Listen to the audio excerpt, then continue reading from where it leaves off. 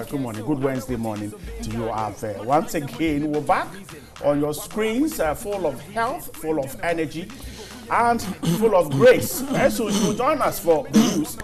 But this morning, George and Amma here. And oh, did I say George? Yeah, it's okay. Johnny. It's okay. Now, Job.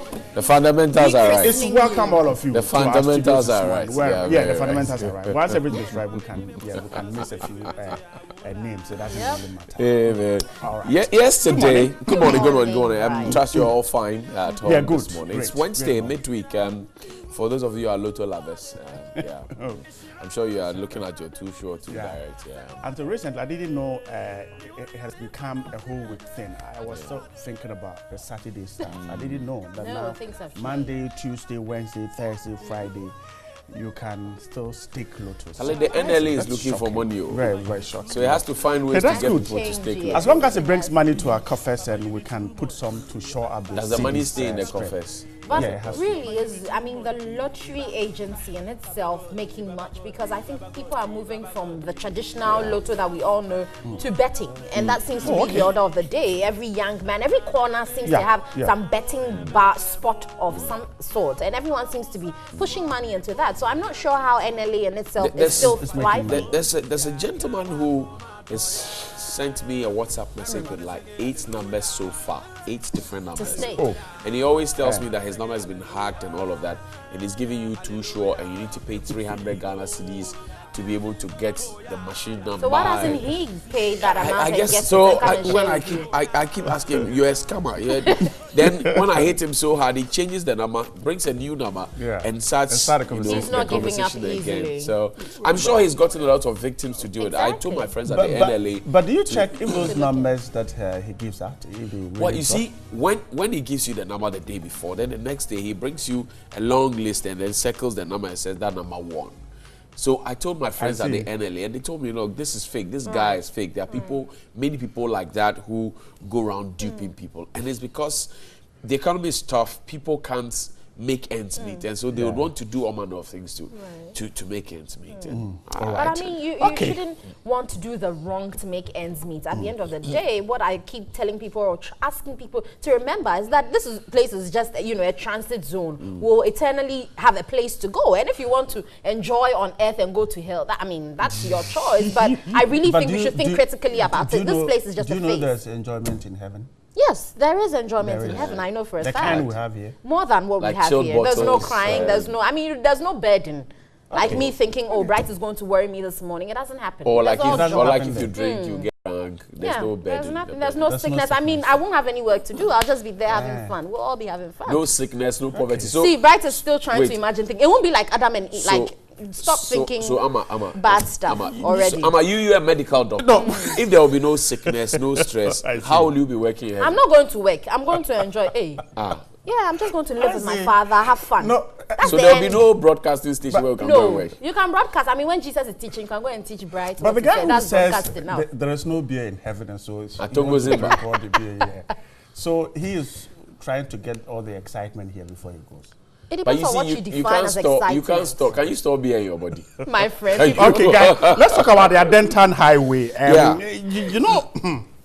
Ever since we started this campaign to get the guys there to fix those bridges, it doesn't seem as if the carnage will stop any day. No, it won't. Even yesterday, I'm told somebody was knocked down. Right. I spoke with Honorable Boniface, the MP for Medina. He told me that by October, they would bring the contractor back. Today is what? The 17th? Yeah. September is almost ending. Yes, 19th is it. Wow. So we're counting down. We're hoping that the MC Alexander Ninoy Adumwa, I spoke to him on 3FM 92.7. He said the bridges that have stayed there for all this while are a work in progress. Initially, he wanted to talk about only the first year that it's been there. I said, Chief, when you take on a position as MC, there are liabilities and there are assets. Let's assume this is partly an asset and partly a liability. Right. Since you took over, what have you done about it? He said, well, it's a highways project, and so I need to go and ask the highway. Then I met Honorable Amadou Sorogo. He came here. And I asked him, Chief, you've been MP for 8 years. Nothing has been done. He said, oh, Boniface used it to campaign. And so we should go and ask Boniface why he's not fixed it. I said, Chief, it is because you did nothing about it. That is why for 8 years, Boniface campaigned with it. So, look, former MPs, MCE, they are all shifting the goalpost like that. It's But Johnny, come to think of it, what is the MTTD doing? I mean, it's not, I don't want to assume that the Medina MTTD isn't aware of the carnage on that stretch. Why can't they station a few? You find police officers stationed at Zongo Junction. Right. But beyond Zongo Junction, you don't have an officer there. So drivers are either, sometimes you see one or two officers at the Race Junction. Yes.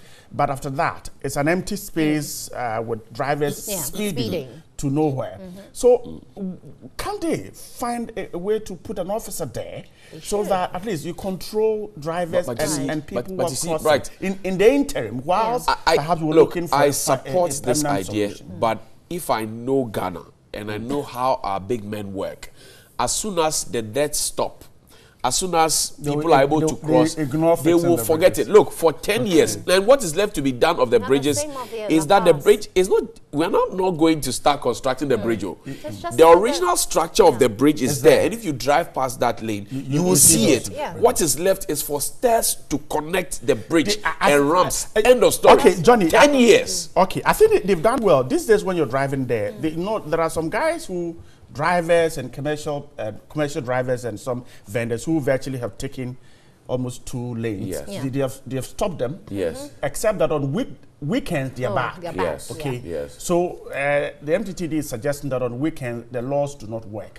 But it's a good start. Monday to Friday you won't find them. Saturday, Sundays, the guys are back. And with Grace Hamo Asari is here. Yeah, Grace. Grace, how are you? I'm checking out the cartoon that Tilapia did. Go on to 3news.com, check it out. When the fundamentals are not right. Tilapia is a bad boy. He's a bad boy. So that's it on your screen. It looks like Dr. Baumia says, well, trust me, the fundamentals are right. And Samira says, go and arrest the dollar, not this one. I'm wondering what Samira is talking about, but it looks like they're in the bedroom or on a bed. Is that a king size or a queen size bed? All right. Anyway, Grace, you've got the news for us, haven't you?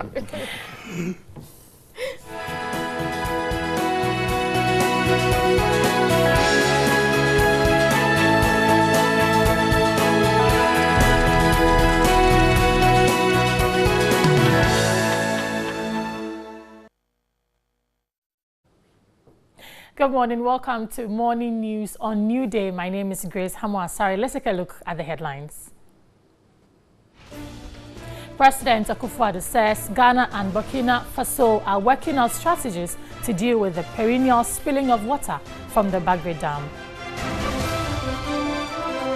A teacher involved in the Learners Brigade Academy accident at Dompem in the Takwa municipality has died. Government is to conclude discussions with Kantanka and Nizan automobile companies in the next few weeks to set up a car manufacturing plant in the country. On the international front, North Korea agreed on Wednesday to permanently abolish its key missile facilities in the presence of foreign experts and said it is willing to close its main nuclear complex if the United States takes unspecified reciprocal action. Let's go to the stories now. President Akufo-Addo says Ghana and Burkina Faso are working out strategies to deal with the perennial spilling of water from the Bagre Dam. He made the observation when Burkina Faso President Marc-Christian Kabori paid a 2-day working visit to Ghana. The visit by the Burkinabe leader followed President Akufo-Addo's visit to Ouagadougou in May. The two leaders held bilateral talks which centered on peace, security, and trade within the ECOWAS sub-region. They also discussed issues of common interest, including the fight against terrorism, the Bolgatanga Bingo electricity interconnection project, and the interconnection of fiber.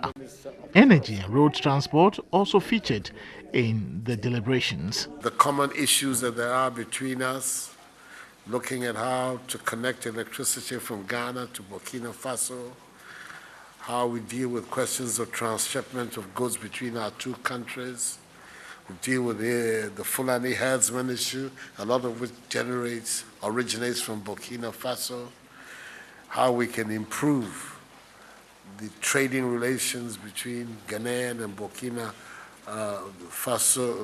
Bay business persons. All these have been in the mix of what we have been talking about, with a view to strengthening the relations between our two countries, dealing with the big issue about the spillage of the dam. We believe that we're beginning to work our way to finding concrete, solid solutions to it. It's been an annual problem that we should have dealt with some time ago, but there's always a time for dealing with matters. President Christian Kabori was hopeful the two countries will work towards achieving issues discussed during the meeting. C'est une visite qui est certainement courte, mais qui a été efficace en résultat, parce qu'elle nous a permis de consolider. It is a visit that has enabled us to discuss many issues which relate to railway transport, energy, road transport, and also even the gas pipeline, transporting hydrocarbons and so on and so forth. President Mark Christian Kabori was later at a luncheon decorated with a companion of the Order of Star of Ghana. Away from that, a teacher involved in the Learners Brigade Academy accident at Dompim in the Takwa municipality has died, bringing the death toll to 8. 2 of the pupils are responding to treatment at the Fiankwanta Regional Hospital in Takrade. 7 pupils died in the accident involving a haulage truck and the school's Mercedes Sprinter bus. According to the police, the driver of the Sprinter school bus was carrying the pupils and teachers who were heading home after school at about 4:30 p.m. when their speeding bus crashed into the heavy-duty haulage truck. The victims were rushed to hospitals at Takwa and Ahanta West municipalities, but 7 of them were pronounced dead on arrival. Others who sustained injuries are receiving treatment at various hospitals. The driver is reported to have lost control of the steering wheel while bending a sharp curve and veered into the opposite lane of the oncoming haulage truck. The driver of the school bus, who is on admission, is responding to treatment while the truck driver is assisting the police in their investigation. At the emergency units of the Fiankwanta Hospital, 2 of the pupils, 2.5-year-old Prince Owusu and 4-year-old Bright Ijaku, who were on admission, were reported to be in a stable condition. Mother of Prince Owusu, Benedicta Yausi, told the news team 4 of her children were involved in the accident. 1 something. Matching 1. The medrino na wada by adibachin that day. No subomi did not frame. Ana dia chinti anapena oye doll story. No was a memonda. O was me bari do to make a canoe soon. Ya dinti. Na name no, Obama wana waye a new one way you know. Baba Bishon name na sana what one sadiaka. To mention any created on Umbu, Kwana de Ubui, but what the other kata. 2 have been treated and discharged, while the other 2 are receiving medical attention. The first one here, the injuries are quite severe. Friction burns means that the patient was dragged, abrasive injury to the face. And you can see it's more on the right side, affecting part of the eye.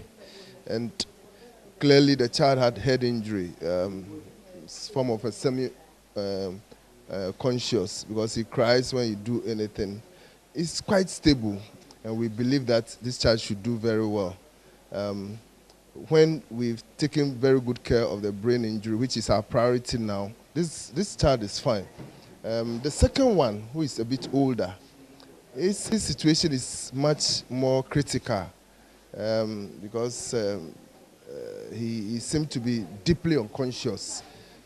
We are working hard to make sure he also picks up, and we are sure that we can do that.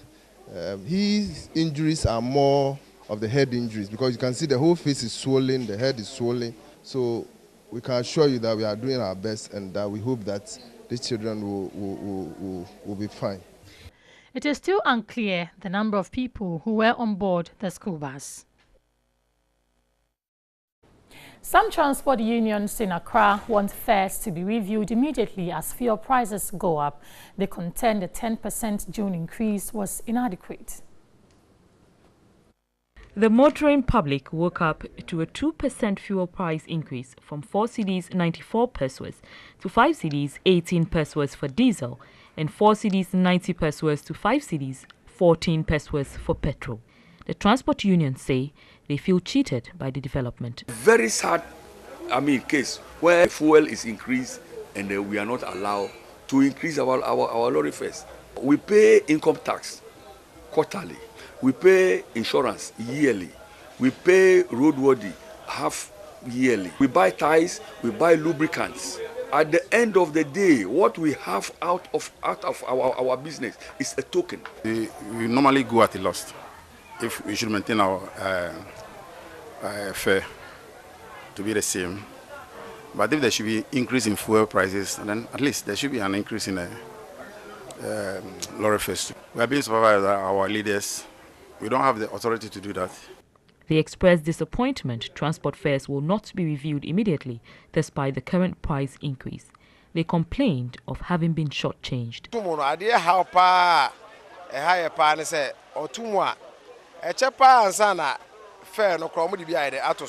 The worst part is that fuel prices keep going up while transport fares are unchanged. We cannot even pay our bills as drivers. Cunning way, they increase thought by thought. They don't want to increase in big B's. You see, so that we don't. If we complain, they say, but they just increase 90 pesos. But the next 2 days, the next 3 days, they will increase another 5 pesos. The whole system is wrong. The whole system is corrupt. Some people somewhere are not doing the right thing. The last time transport fares were increased was by 10% on June 1. Information Minister Designate Kojo Oppong-Nkrumah says government is putting adequate measures in place to address the depreciation of the cedi against the dollar. He was reacting to concerns on how the cedi's depreciation causes the increase in the price of petroleum products.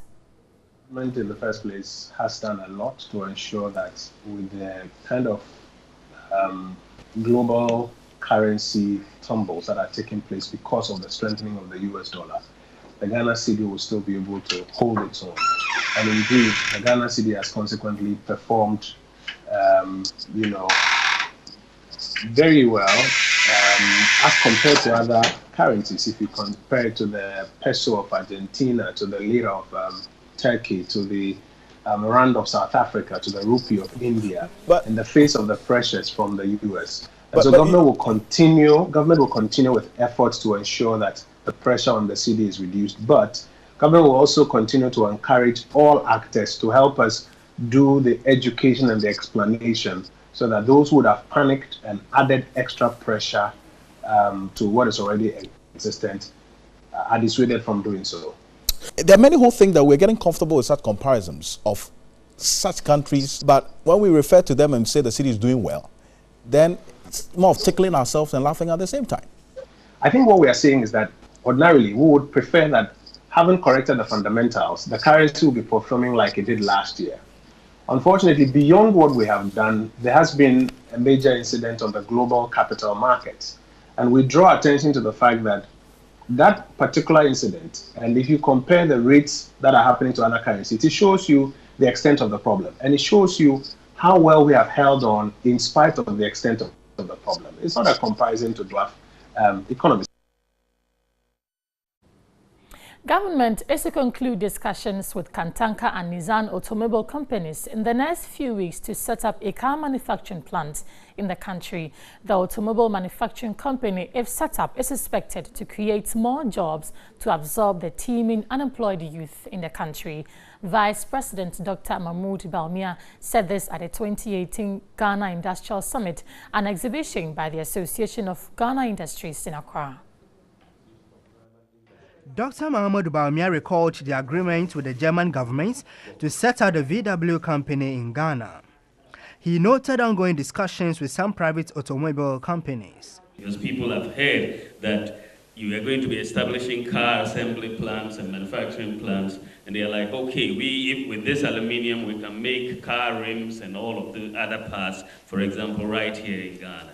So it is the whole value chain that we are looking at, and we have begun the process of selecting the partners we will have for the refineries, the aluminum refineries. He underscored the need to leverage the country's bauxite deposits to facilitate the establishment of manufacturing companies to meet employment needs.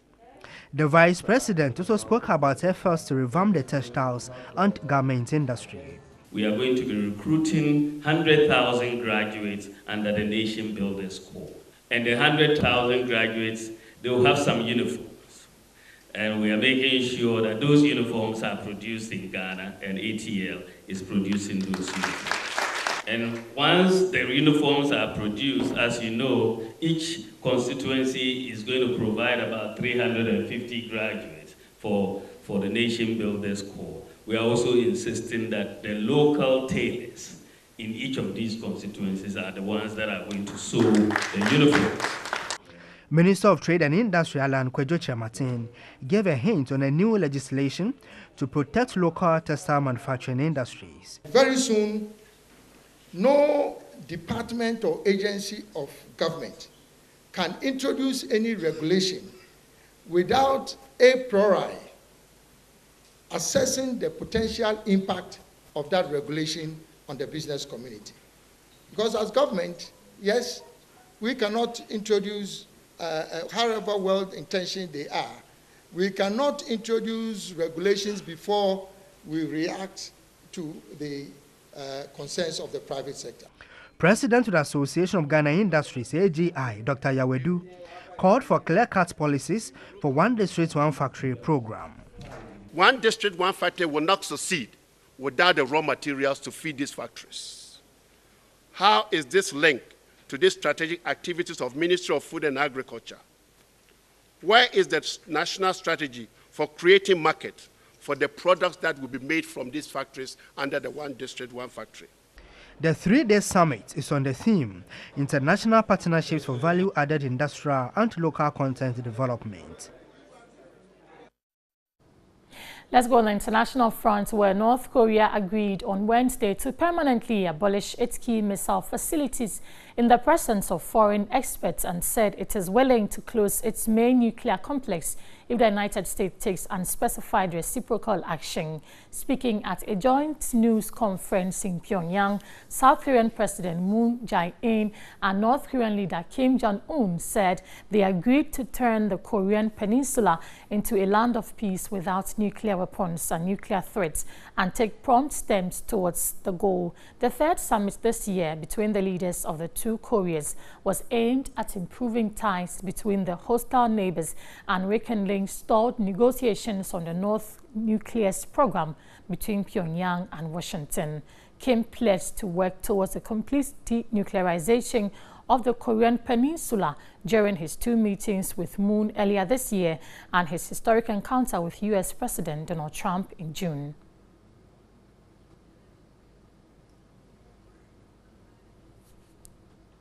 That's all for now. Many thanks for joining us. My name is Grace Hamwa. Sorry, Newday is back after this break. Don't worry.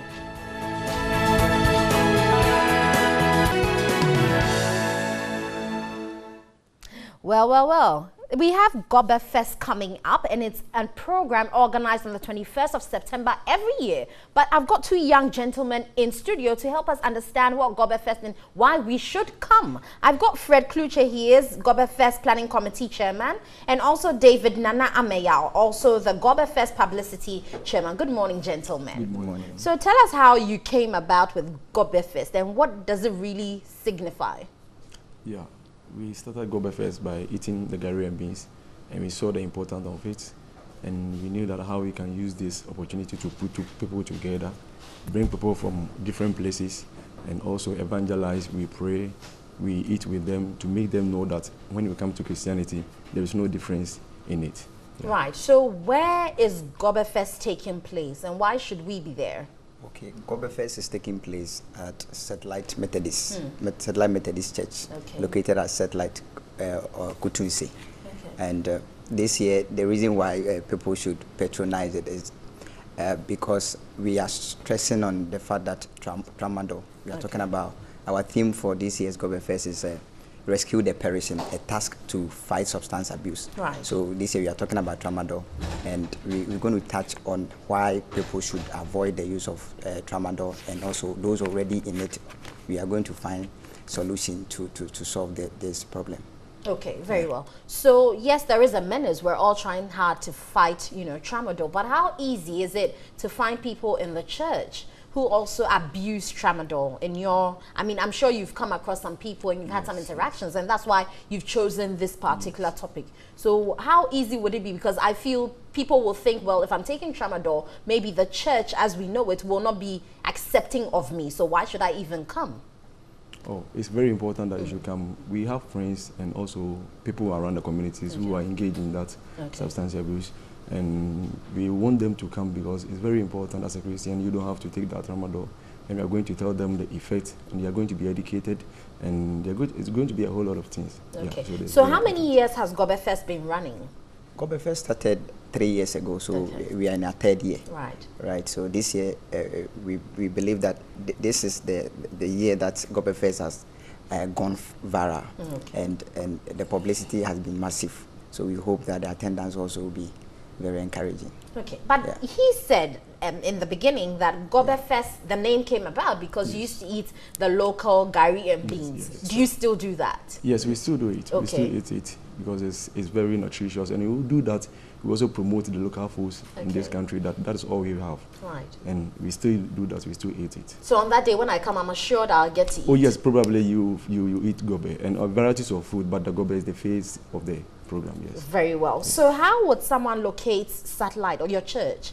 How would they find it, or how would they make their Satellite way Methodist, Satellite is located off the Sawam Road. If you get to Kutunse Satellite bus stop, you just ask anybody. So it's not, you come across. You won't get lost. It's an easy road. Very well. So who will be there? Oh, well, this year we've gone to schools. We've sent letters and invitation letters to schools. We've invited students from JHS and SHS levels of education. So they will be there in their numbers because we understand that the majority of people who abuse tramadol come from these institutions. So we would they will be in attendance. Students will be in attendance. Very and also we've also invited people within the Methodist Church in our society and various communities. So who are your guest speakers? Okay, our guest speakers are Helena Baba Bochwe. That is a friend runner-up of Ghana's Most Beautiful last year. And also Dr. Isaac Newman, he's a clinical psychologist. And we have also invited the education director of education in Amasama municipality. Yeah, he's also coming. So they will be very big. And very well. So what time does this start and how much are we paying to be there? Oh, the program is absolutely free. And the date is Friday, this Friday, 21st September, as we've already said. And also it is starting at exactly 9 a.m.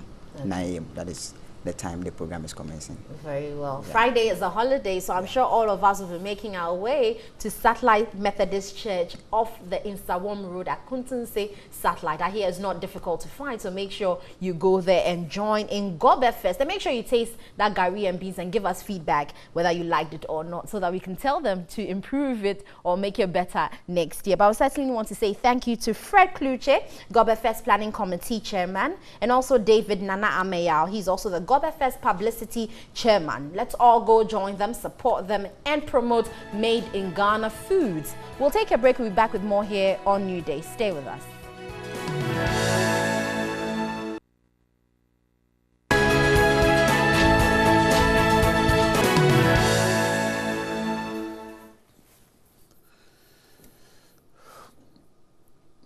Welcome back.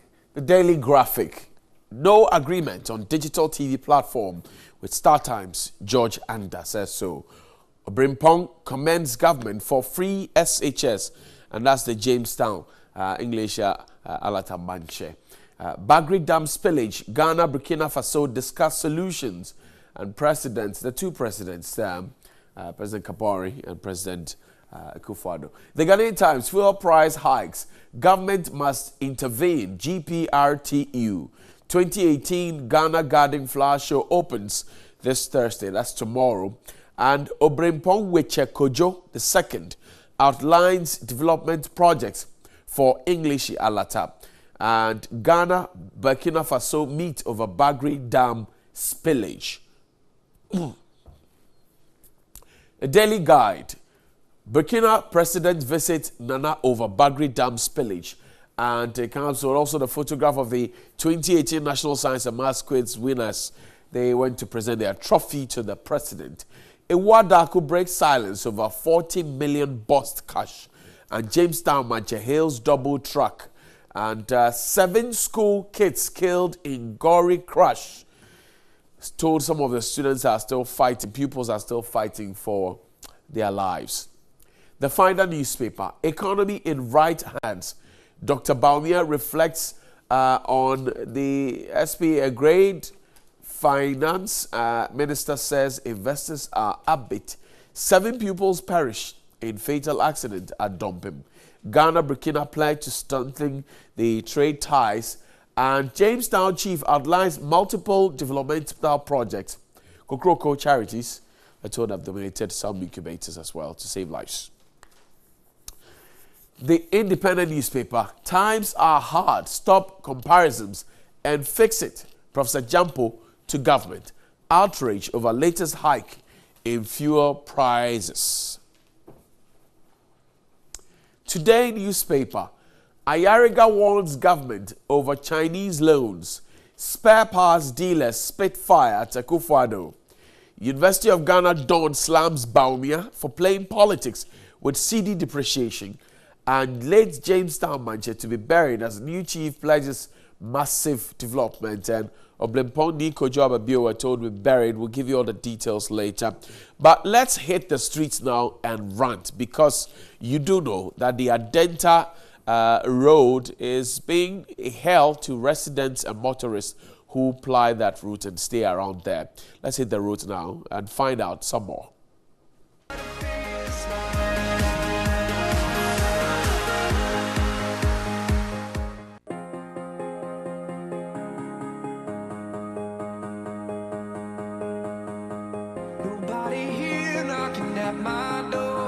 This is what it feels like.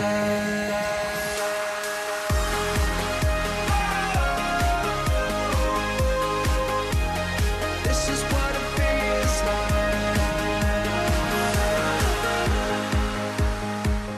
This morning, we are talking road accident. I'm currently on a stretch that I will call a death trap.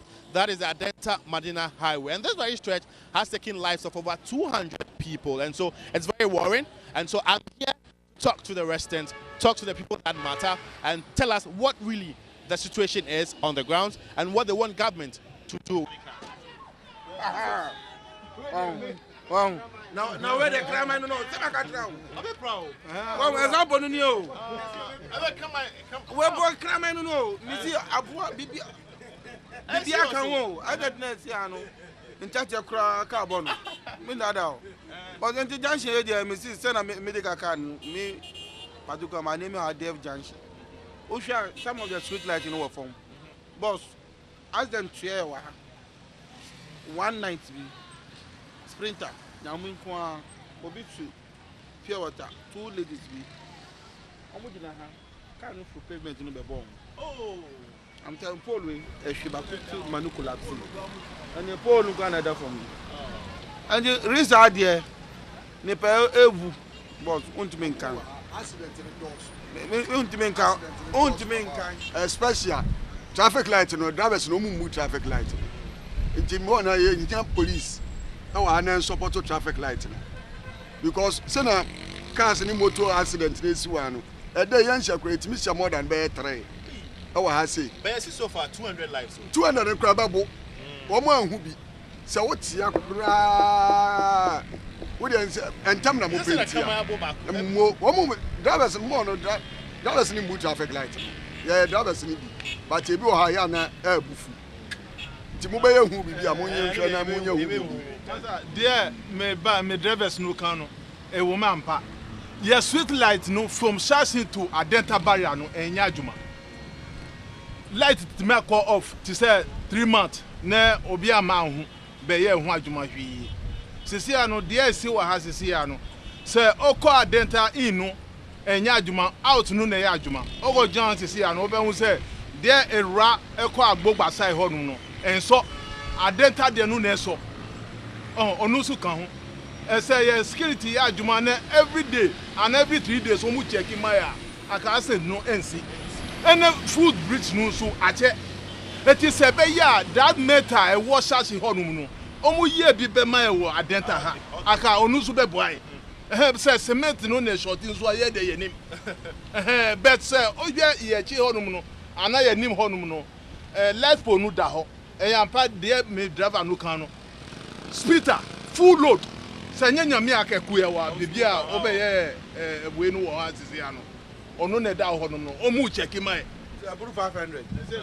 aburu 500 po yeah kan wa there said yeah missing a whole car full omanka benya zentua even the driver himself will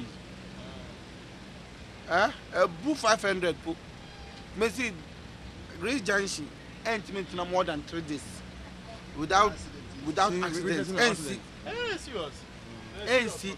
But I just say car and a pedestrian and any other maybe Okada, moto, abobo ya. MSL school children echo. Baby, I thought we have to cry at you're safe. Because there are I'm telling you there are times cars are full. There's a one private car and they was top of or hiti bakuma or be full pavement no and so full pavement na infant or oba anya ha sa and they are boy no 7 yenye sem na nko a ana wo hwa junction before this junction SDA no accident as one am most of the traffic lights in ejuma ukwa ebi mu did the form ebi mu did the form and the on the traffic light can so anu from adenta ban over say bibia no be stop no and this or the 5th gear na to reach junction na sometimes no akoda call school no be do station ha unless you dey no fa you dey no train no because you need food bridge wa ha and the second so say cars no so speed wo speed omo di train wa ha dey masa man da da it is omo be ye ho adwuma ma na 24 hours na police is to ma e monitor how man so aka be boy kan no mutwe no nkwana na wo mutwe mu ne die no o say school no wa kwantanai omo twa mu ba se ko na private school so mo ba bi o am besre ye ni o ma twem so am mesre sa na dia na je se o ma twem dia ni o beti ane pan ana cars ni so kura twem no kura so speed wo because I dance so big or jogge sa on boye de ni say sprinter bus bia o ya adwuma sa wa anya adwuma one of Sunday bi anu so board mu Africa mu eto form and itrim ade nyina egu form ba mo show say dey kase ye ka ye food bridges ni mai no she be bit sell pass omo food bridge but still no omo cross kwan no ba me say me kase say ye food bridges ni ma mo kra nko fu bi omo ye stop omo fa kwan no so omo food bridge the rate of accident no e be form because minimum say there are ones the moment that food bridge in the beba no omo ba avoid say omo cross kwan no omo fa through the foot bridge, you know. It's just the end one into and you are forced to cross the road by yourself. There's a day one woman see me find about crossing, me think back. Way. Who goes through? Mr. And me made that no, okay to you.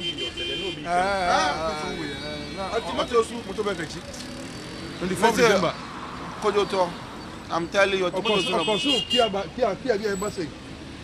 so no so fast and what kia no born no ne ti ko share kia na se na yam ne ti ene me tia na funu dan na oh atali pie na funu na tale ko fom ne ko no se aka 2 weeks na wa o ne ko no so ne ko le wa mu me so se the talenta for mu nya on be san wa ha o what was gonna make in fifia SDA no traffic light no nya djuma o SDA well traffic light now obi ehun na pa no and can also anu from adenta speed no say enya ha na e be so ready obegina no odbetwem since omu year road no time na ye be station wa omu ye road no that accident no ma too much but since omu be ye double road no mu ye footing no so ka ho especially footing no there me particular me kasa sisi anu the footing no yam because school for be school no mu ni so footing no mu wie wa ha me ni say omu be ka je say ye fa omu twem wa ha at the foot bridge no there Mr. so call fatu president no say concrete there no enya adwuma omu ye meta no ma we say aban hwe den or catch aban me there me work catch aban say mesre na o ma street no anya title o kades na ne cars na so anya say the accident ni there sia ni besi wa ha because mo be foot bridge no so accident no so ye too much o kada for no aban nya o mo kasa kire because omu mrano de omu mu kura then or catch aban say omo modi no incomplete foot bridge no at least be minimize accident na e ko so wa ha no do bi mo e be say won twam but then we are say one na upewu they say at least aboyen. Clearly, all what residents are saying is that they want government to complete all the abandoned footbridges on this very stretch, at least, or minimize the deaths on the stretch, and also all the malfunctioning street lights should be fixed. And I know you also want to contribute to this discussion. Just log on to our social media platforms. On Facebook, there's News on TV3, and on Twitter, there's our News TV3. The campaign is on. We want to end this very minute on the Adenta Madina Highway. Thanks for watching. Good morning.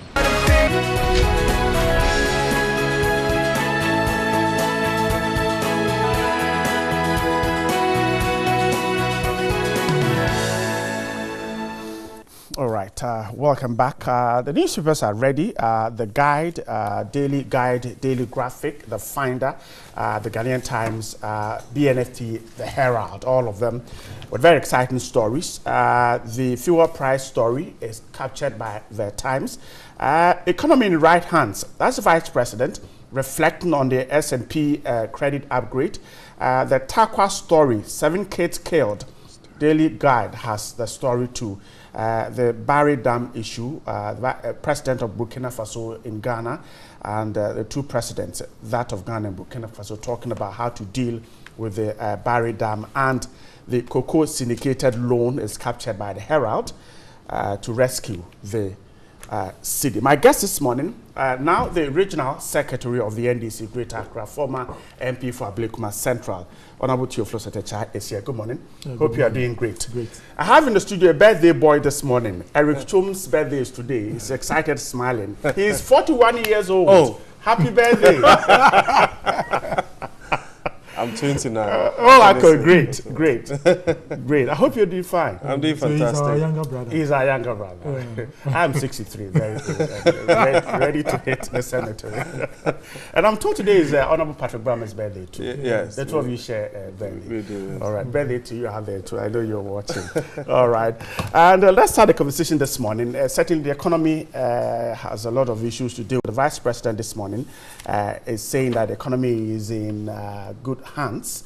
The Vice President, Dr. Bawumia, says Ghana's recent ratings by S&P from a B- to a solid B with a stable outlook is a clear message that the economy has improved and a confirmation that government is headed in the right direction. We're not where we want to be, but we believe that we're on course. Our commonly known macroeconomic indicators, and he mentions inflation rate, interest rate, exchange rate, may hover around, moving up and down, and buffeted by occasional headwinds from domestic and external causes. But as all good sailors know, rough and turbulent seas are no indication that you're not sailing well. But what is most important is to know where you are and whether you are sailing a seaworthy path. That's the Vice President talking. That story is captured by the Finder and other newspapers too. Let's start, Eric. So we've been talking about the city and the economy, and the fact that the argument is that once the city seems to be shaky, it means that the economy is not in good direction. But the Vice President says it's only a turbulent time, and we're likely to get out of it. Well, thank you. Good morning once again. Good morning, Honorable. Congratulations. I haven't seen you since you became the regional secretary. And then, of course, good morning to all the viewers. When it comes to matters of the economy, I think that we all know that there are some laid-down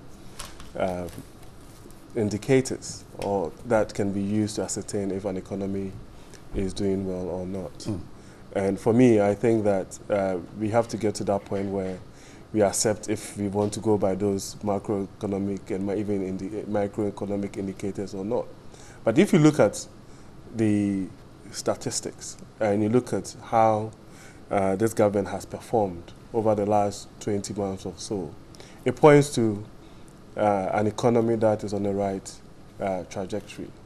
And I say that because for time immemorial, even when the NDC were in power, they would tout some of these numbers as an indication of how well the economy was being run. And if you look at that, you juxtapose that particular performance against the one that we have today, it points to an economy that is on the up.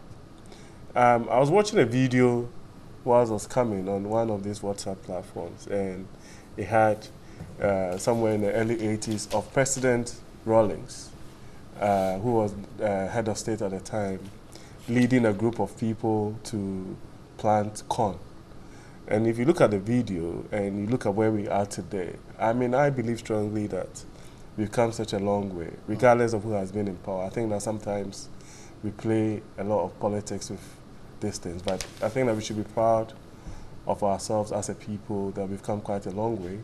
We still have a lot of challenges like the Vice President alluded to, but in terms of where we are and what we're trying to do, especially for this government, to create the right pillars, to create the fundamentals for an economy to grow, I think that we're doing the right things.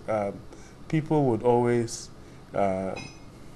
say that there has to be a reflection in the good old, there has to reflect in our pockets mantra. That is fine, I mean, and that is understandable.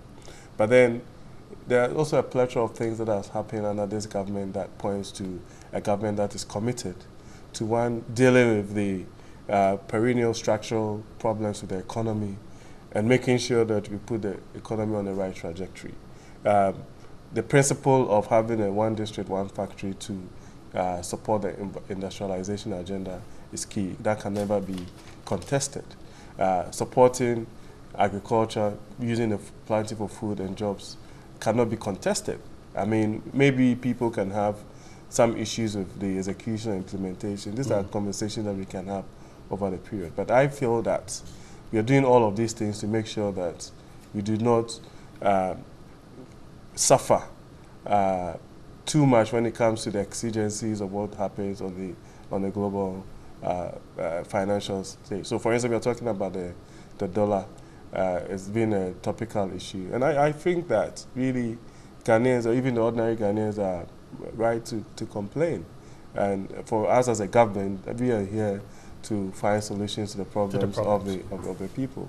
But the truth of the matter is that whilst we do all of these things, there are certain things that are of a global nature that affects our city, which means that you and I, including the managers of the economy, would have to do certain fundamental things. For instance, we have to check it. What about the argument that these international, how do I put it, challenges have always been there? Yeah, that's why I'm trying to veer away from. So it's not an excuse to say that the international I'm trying to veer away from giving excuses, but there are certain things that we need to do ourselves. So once we get into the habit of consuming Ghana products, right, Ghana-made products, and increasing our productivity, which we have the capacity to do in the agriculture space, and adding value and actually going from there, making sure that we have the right standards in place to export. Then the shocks, the demand for the dollar, for instance, to go and import things in the country would minimize. especially on things that are essential, but we have the capacity to produce. Again, we have been having this conversation about when you have a trader, for instance, going to China or even another part of the world, going to import from there, but would have to use the dollar and go to China, for instance, to buy goods from China. These are things that, for me, I think that practically we can find solutions for. I was reading about what's happening in Nigeria recently, where there's an attempt to make sure that people who are trading with China or trading with other parts of the other countries in the world uses those currencies. That would even limit the impact in terms of the demand for it. And of course, other things that we can do to shore up our city. But again, the economists will tell you that even in this particular state, if we are minded by the need for us to be able to produce more and export, then when we have the positive balance of trade, balance of payment issues, we won't have too much challenges with the exigencies of the global financial landscape. So for me, we are on the right trajectory. There's a lot to be done. The basics are meant to be dealt with. But this government is committed, and the president has shown to dealing with it. Answer this before I go to Honorable Tetechai.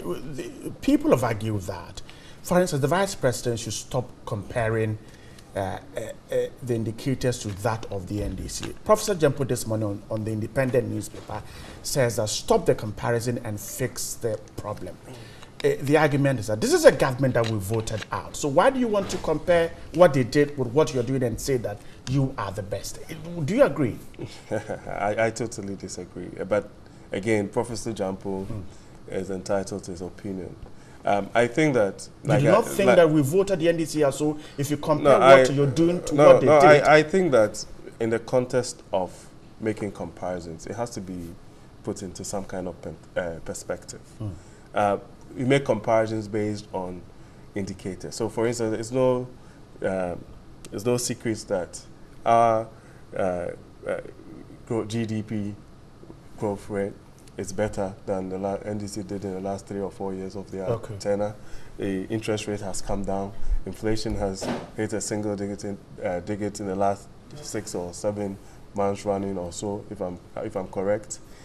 So we have all of these indicators in terms of the manufacturing sector, right? We inherited a negative. We are actually growing at 17%. Our grade was around 3.6%. We are growing at 8%. So we can make those comparisons. But again, I also agree that for the ordinary Ghanaian, they don't really care much for the statistics. What they are interested in is how it reflects in their life. So, if we have to make those comparisons, so if the Ghanaian says that we are buying fuel at 5 cedis plus, 5 cedis a liter plus, and they are angry, then it means that they are right with government. No, but because they'll be comparing to what the NDC left. Yes, but that is why I'm saying that. You see, when we go that route. Then we would do an analysis of, we can even go as far back as 1992. Right. And say that when the NDC was in power between 1993, 7th of January to 2000, when they handed over to President Kufuor, this was the performance of the city. Between the era of President Kufuor till Professor Mills, the late, took over, this was the performance. From President Mahama's time till President Akufo-Addo has taken over. This is the performance. We can make, I think that those are really legitimate comparisons to make. But again, like I indicated, for the ordinary person, they are not necessarily interested in that. So what we are saying is that, and what the Vice President stated categorically is that the economy is on the right trajectory. We still have challenges. We're still exposed to the external shocks and other things. However, if you look at where we are going and what we have done, we are on the right path, we are on the right trajectory, and government is committed to make sure that the suffering of the people. And then even in the issue of the fuel, if you look at it from that perspective, for instance, in 2013, under the NDC, they basically abolished all subsidies on fuel prices. right? And before that, I mean, we don't want to go as far back as that, but even when Professor Mills was campaigning prior to the 2008 elections, he actually said they were going to reduce the prices of fuel drastically. Now, between the MPP and the NDC, we have all come to the realization that we can't be doing that. For instance, when did you come to the realization? When we were kids, right? And I remember that Professor Botche, Dr. Kwesi Botche at the time, we were all anticipating him coming to read the budget. And he had a long list of items. And he will be, you understand. And we, for us as a people, I think that we came to the conclusion that we can't be doing that. So, I want to know when these conclusions. No, but that's what I'm saying. That you see, because we are still talking about it, especially when it comes to the issue to do with the prices of fuel. We agreed on going the deregulation path because the chaos and the queues and the shortages that used to prevail at a time when we had chaos in the system and the debt. I mean, if you look at the last 8 years, the sort of debt that the government actually owed the BDCs and the attendant, the ripple effect even in the financial sector. And some of the banks would complain that some of the challenges that they went through was because of all of those things. As a people, we made a definite decision that we want to go the deregulation way. That has its attendant challenges. For instance, people have made wrap up. People have made a call that the other things that are under the purview of government can be looked at. And this government has done so. We have actually done some reductions in that particular sector since we come. We reduced the VAT from 17.5% on that to 13.5%.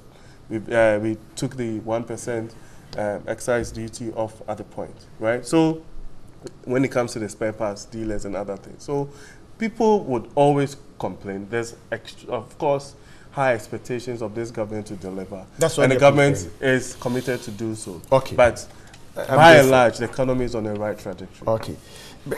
So that's his argument that, the economy is on the right path. The fact that the Vice President is comparing what the NDC did and what the NPP government is doing now, he thinks that, well, it's in the right order. There's always, in that context, it's okay. What do you think? Right. Thank you very much. And let me say good morning to your viewers as well. And to wish my brother a very happy birthday. Thank you. So you have to be very nice to me. He said you have to be nice to me. I'm always nice. Right. I will start with your cartoon, Tilapia, right? It's a very good one. In fact, since yesterday, your cartoons have been trending all over. And that is the situation we find ourselves as a country. I've always said that the economy, as said by Dr. Baumia, the indicators will expose you. And clearly, that is what Dr. Baumia and his economic team are being faced with. Yesterday, I heard him saying that her wife has advised him not to give timelines to some of the things that he says. But I want to assure the wife that it is totally wrong. When you plan, you give timelines. And so therefore, you'll be held accountable based on the timelines. And unfortunately, after delivering whatever message he had to deliver, he did continue to promise. So it is something that Dr. Baumia is not going to stop. And I've always said that it will get to a point when the president talks, people will not listen. Because the promises are too many. Promises are not being fulfilled. And new promises are also being made as well. Right. Whoever tells you that the economy is performing, then I don't know what... It's on the right path. Is on the right path. Then I don't know whether... You know, when you talk of path, there are several forms of path. Some can be muddy. some can be dusty, and some can be really, really rough. So it depends on the part.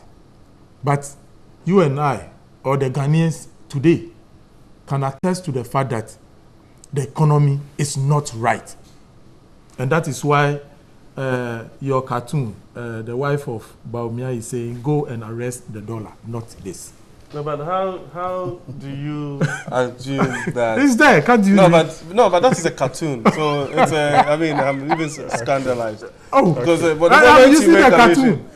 Yeah, so that does not mean that the cartoonist did not put names under it. And I'm just cautioning you because you can basically expose yourself to some legal... legal thing. Yes, hey, really? Yes. Now, if you want to talk about the economy, no, I'm just saying that you're making reference to a cartoon that has no names on it. You understand? So this is a cartoon. I'm referring to the cartoon. Oh, okay. That Baumia should go and arrest the dollar. On authority. Okay, let's move on. Right.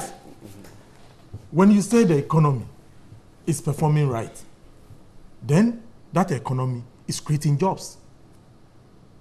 Then that economy is creating jobs. When you have an economy that is creating unemployment, and you tell me the fundamentals of that economy is right, I beg to differ. Recently, we saw some information. I cannot confirm its authenticity, but we saw over 1 million jobs created in certain public institutions. Perhaps that is not an economy creating jobs? Please, those figures cannot be verified. And we challenge those ministers to give us how authentic those, and up to now they've never given those things to us. Look, people are being taken out of their jobs as a result of the harsh economic conditions we find ourselves as a country. Banks are collapsing. Microfinance institutions are collapsing. Businesses are laying off workers because of the high taxes that they have to pay. Recently, the Ghana Revenue Authority. People are paying high taxes. You don't know? Are you sure? Honorable, please. Just recently. I'm going to give you an example. Eric, I'll allow him to go. Eric, just recently, the Ghana Revenue Authority had discussions with the 100 top businesses. You were there to film what took place. I disguised myself to be there. And you heard what the CEOs, what they told GRA, that their businesses are collapsing. And that is the hard truth. They are downsizing their employees because they cannot stand the high tariffs or taxes that they have to pay. Look, my colleague mentioned Abosokan, spare parts dealers. Today, my good friend, if elections are conducted today in my constituency, only Abosokan, that electoral area, I don't expect the MPP to get more than 10% of the votes there. They are highly disappointed in the MPP government. And that is why they are going to demonstrate. To tell the government in the face that, look, the 200 million that they raised to finance their campaign, they did that because they expected the president to adhere to what he told them. I quite remember when the former president, John Dramani Mahama, went to Abosokan. You know what they told him? He said, yes. Nana Addo Dankwa Akufo-Addo has been here. He's promised us that when he's elected into office, the taxes that we pay as traders at the ports and other things will be reduced drastically. Your Excellency, we also need a promise from you. Tell us that you are going to do that. You know what His Excellency told them? As I sit with you, I will not be in that position to tell you that this is what we are going to do. But I can assure you that when you give us the nod, we will ensure that the right things are done so that it will enhance the work that you do. Already, what we did was to improve upon the environment under which you operate. You know, those days, the Abosokan spare parts were operating in a very filthy environment. So what we did was to improve upon the infrastructure in that area. And they were happy. Now what they want now is lowering the taxes so that they can what? Trade more and enhance the economic growth of this country. And today, where do they find themselves? So if Baumia, His Excellency, the Vice President, is saying that the fundamentals are right, they should go and make a platform at Abosokan now to tell them this. If he is referring to inflation, interest rates, won't he be right in saying that? I mean, these are all pointing at going down. Inflation, even though it's not stable, it keeps going up and down. Are these not indicators that are quite stable to put it? Is it new? Inflation. Is it new? What has inflation got to do with your pocket? Are you feeling inflation in your pocket? I see. I'm asking. Are you feeling it in your pocket? Look, during our days, inflation came to one of its lowest levels. That is not the issue. That is why your cartoon is telling him to go and arrest the dollar. You see, that is not the issue.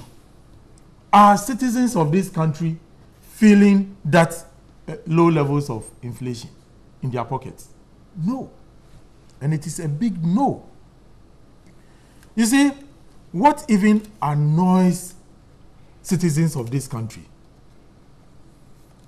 is the fact that this government is raking a lot of revenue from our oil resources. A lot of revenue. It has never happened in the history of this country. They've gotten about fourfold of revenue as compared to when we were in office. Fourfold. That is the revenue that this government has generated as a result of our new oil blocks. We left this government with a gas production facility, and today we are generating revenue out of it. So government is raking in a lot of revenue. The question is, where are these resources going to? You can't find the projects. Projects are not being executed. Even projects that have been executed, contractors are not being paid. And you say the economic fundamentals are right. Contractors, people who have used their own resources to execute contracts for government, some 2.5 years, 2 years, 1.5 years, have not been paid. And you tell us that the economic fundamentals are right. Where are the resources being channeled into? High government expenditure. High government expenditure. That is what we see with the Dr. Baumia and His Excellency Nana Addo Dankwa Akufo-Addo's government. High government expenditure. Spending the resources of this country on government. That is what we see. And the people down there are feeling the heat. Okay, wrap up for me. Oh, right. I've just begun. Look. He has a note. He wants to read all the things. There's a free. When it comes to loan acquisition, borrowing, within the shortest possible time, look at the sort of money that this government has borrowed. Look at the resources that they have taken in terms of borrowing. Where are those resources? The Ghanaian want to know. We are running, how do you call it? an economy that is only distributing resources on social welfare, neglecting infrastructure, which is key to development. Recently, the Vice President, when he was delivering his message to the people in the north, now the one village, one dam is now one dam, one constituency. Is that what they told us? Right. Is that what they told the good people of this country? So you see, Dr. Bawumia speaks, and now nobody wants to listen. And the wife is now complaining. You see, Bawumia speaks, the citizens of this country are refusing to listen. Because the whole thing is like, it's just a talk show. And I'm happy that her wife has recognized that the husband is not delivering, that he should reduce some of the promises that he's making. This is not from me. It's black and white. Read the newspapers. It's there. You captured it. And he himself alluded to that fact. We need to be truthful to our citizens. Well, the economy is in tatters. Right. Okay. Right. A quick one. Oh, just a 1 minute, and then I'll just make some. We'll move on. Okay. I think that sometimes it's important that we sort of move away from the personal issues and deal with the matter on the ground. Let me tell you something. The NPP government is dealing with the mess and the crass governance that you bequeath to us and the way you manage the economy. Let me tell you something. This is the government, the NDC government, took us to the IMF after they had woefully managed the economy to the point that even telling us that they were going to the IMF became difficult for them. The president at the time said that they were going to the IMF to seek policy credibility. It ended up that we are actually going to the IMF for a bailout. Now, the unemployment that you're talking about, yes, we went to we went to the IMF for a bailout. It's an extended credit facility. Yeah, and so what is it? So they came to continue. What is it? Bailout? So they also came to continue it 1 year. Okay, I was extremely quiet when you were speaking. Let me say just a few right? minutes. Now, even when we went into that, you're talking about unemployment. Yeah. One of the conditions, right, of the conditionalities of that IMF that you took us to is that nobody should be employed in the public sector, and that we're running a net employment for into the public. It was part of the conditionality. Let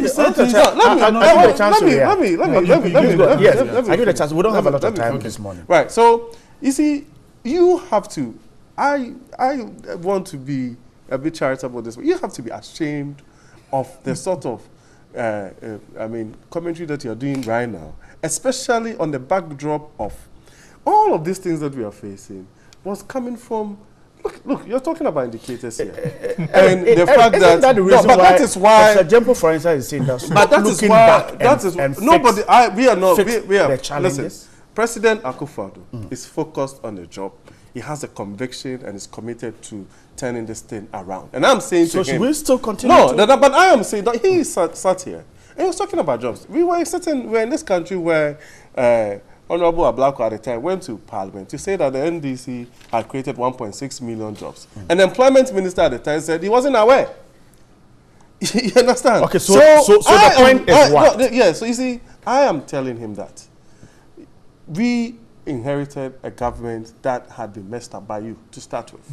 You are taking us to the IMF. By the first quarter of next year, we would have come out of the IMF arrangement. Government will now have a big more fiscal space and leverage to do all sorts of other things. But the conditionalities, the sort of things that you actually put us into, is what actually has brought about Eric, all of these things. So for me, I am moving on. It's important that we state the fact. Let's take a look at going back to make comparisons and all of those things. But I just want the young people out there who are on NAPCO right now, 100,000 of them, who had sat home for more than 3, 4, 5 years after graduating, they are grateful to this government. Okay. The nurses that you refuse to employ, they are grateful to this government. The young kids, so you create the temporary jobs. the generation, you see, you can discount some of these things as social interventions and all of those. Those ones, every coming government has been doing coming that. from a poor background. We are looking at coming sustainable from jobs. an environment where if your parents did not have any money, right, it means that your education is truncated. There are generations of families in this country. Right now, even I have just some 10 more minutes. I am moving on. I'm moving on. Page 28 of the Ghanaian Times, GPRT is asking government to intervene to halt further increases in fuel prices. Honorable Tetecha, let's start from here. That's the simple story, that government should come in, step in and stop the increases in fuel prices. Can government do that? Government can do that. And let me tell you why.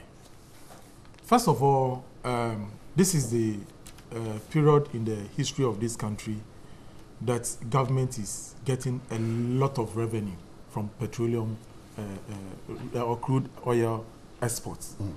It has never happened in the history of this country. I said it earlier on, and I want to illustrate that. This is the period that government is also increasing the collection of taxes. Government hasn't increased the collection. I mean, I said increase the collection of what? Taxes. My brother, take your time and listen. Bright, you quite remember when the NDC, when the price of petroleum products went very, very low during our time, we were losing revenue to support our budget. So we decided to hold on to any reduction in the fuel prices as a country, so that we will save some money to soar up our revenues to manage our budget. That was what we did. And the arrangement was that when the prices of crude oil on the world market begin to shore up, then those taxes will be taken off. Now, we are, at that time, the crude oil price were around between $34 up to about $40. Now today, the crude oil price is about $70. 68 thereabout. Yes, between to 70 per barrel, which means the country is now making a lot of revenue. Look, in this year's budget, your own finance minister, do you know how much he pegged the barrel of oil? $57.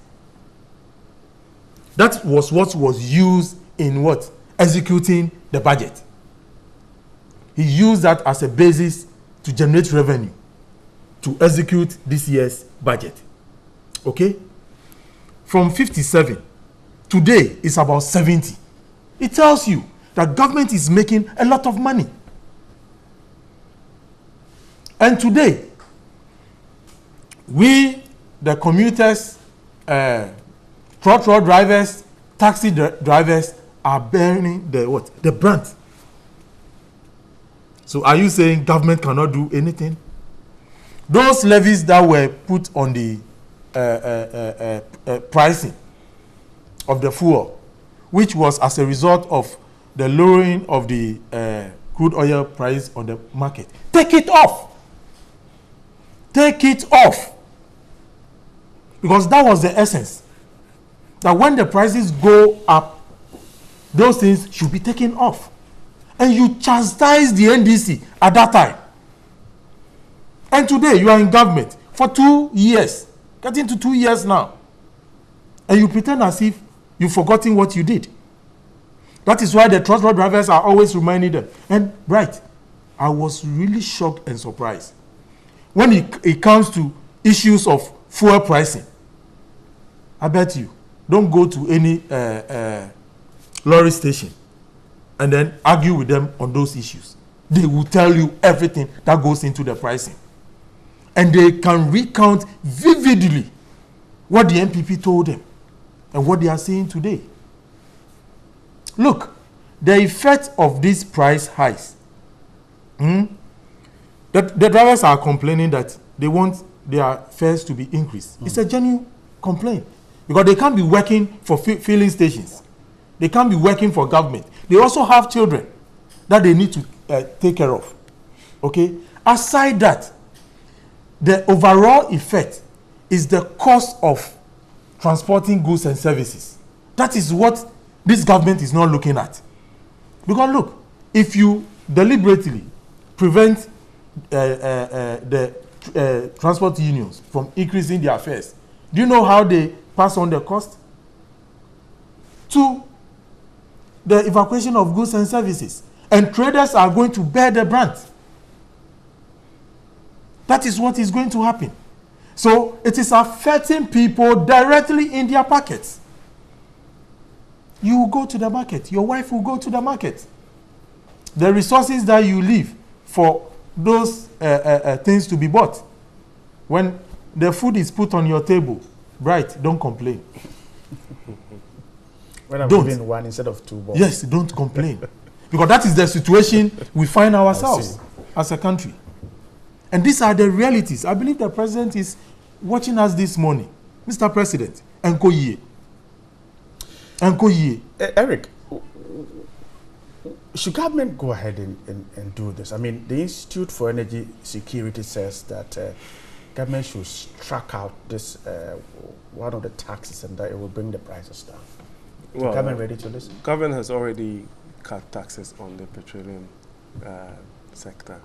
We reduced the tax from 17.5% to 15%. Again, a lot of factors goes into the price build-up of fuel. The exchange rate, the price of crude on the world market, the FOB, and then of course the other components that are under the purview of government. I believe that the call to government to make some adjustments to, one, ameliorate the effect of the high or the increase in the price of fuel. It's understandable, but I believe again that we've come a very long way, and this whole idea of deregulation is something that we decided that was the best way to go. And you see, when I say these things, they say that I'm sort of trying to go back. The NDC, under President John Mahama in 2013, actually scrapped all subsidies on fuel price in 2013. But again, it was due to all sorts of things. I mean, you can allude it to all manner of stuff.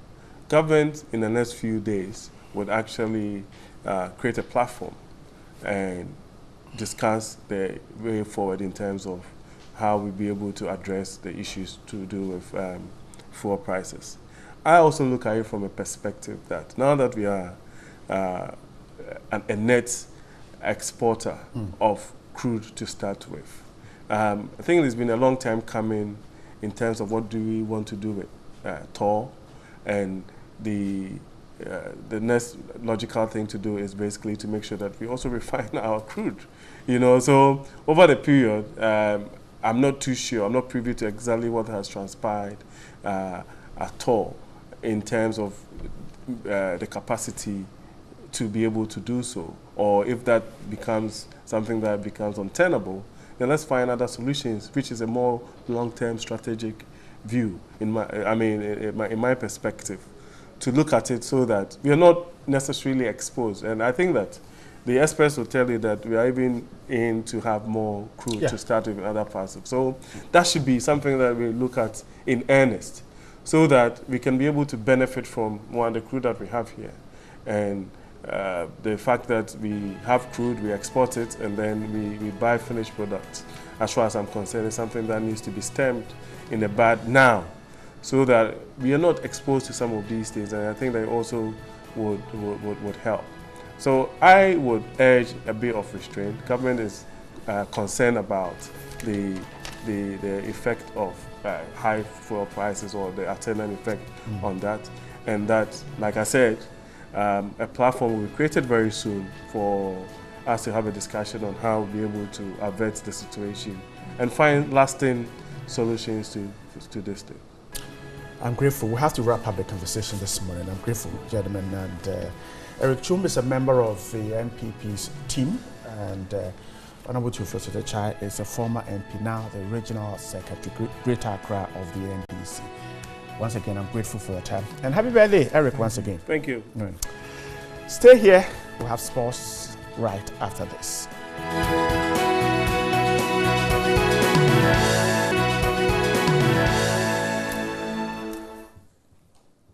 The Ghana Tourism Authority is active in its drive to ensure that all our tour guides are properly registered, are properly standardized, and are properly trained to make sure that our tourism sector has a forward march in that direction. I've been joined this morning by Mr. Alexander Boachi. He is the Manager for Standards and Quality Assurance, representing the CEO of the Ghana Tourism Authority. Chief, good morning. Thank you very much for your time this morning. Good morning. Also with him is Mr. Uku Yerenchi, is President, Tour Guides Association of Ghana.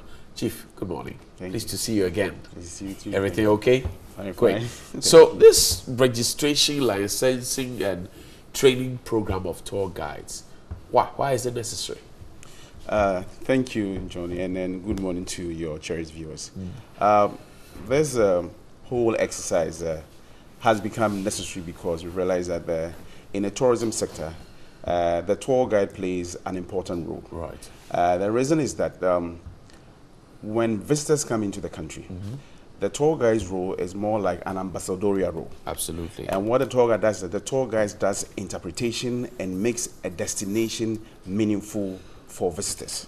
Now, when we are able to do so, what happens that our returns will be great. Right. We'll have increased numbers, and therefore that will guarantee visitors that, listen, if you go to Ghana, you'll be able to have your money's worth. But the tour guide's role is an ambassadorial because he has to perform a function that makes sure that when the tourist comes here, as I did mention, they'll have their money's worth. Right. But the only way we can do this to make sure is to increase the skills and the capacity of the tour guide. Okay. So this exercise itself became necessary because we realized that there were those who have been practicing all these years, but we needed to bring them under one umbrella. Okay. So GTA, Ghana Tourism Authority, partnered tour guides, and what we did was that we had to do this exercise was done by as more like a refresher course for practicing tour guides. How long ago, I'm curious, did you realize that people were practicing without certification, without the right, if you like, know-how, technical know-how? How long ago? I think I won't be able to, I can't be specific there, but I know that for some years and we know that people have been doing that.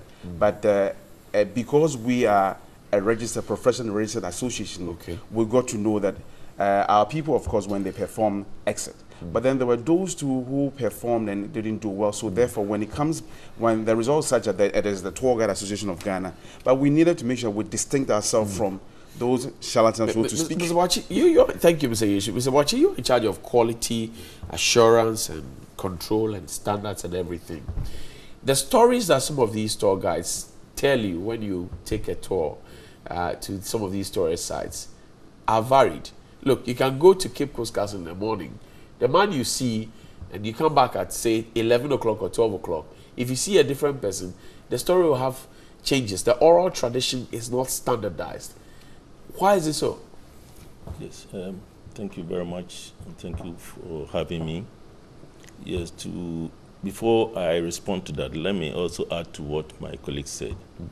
Besides the fact that we realize that there's a need for us to train the tour guides to equip them appropriately in terms of capacity and skills, there is also a regulation with the coming into force of the Tourism Act 817, which transcended Ghana Tourist Board to Ghana Tourism Authority, changed the mandate of the authority, which widened our scope of operation.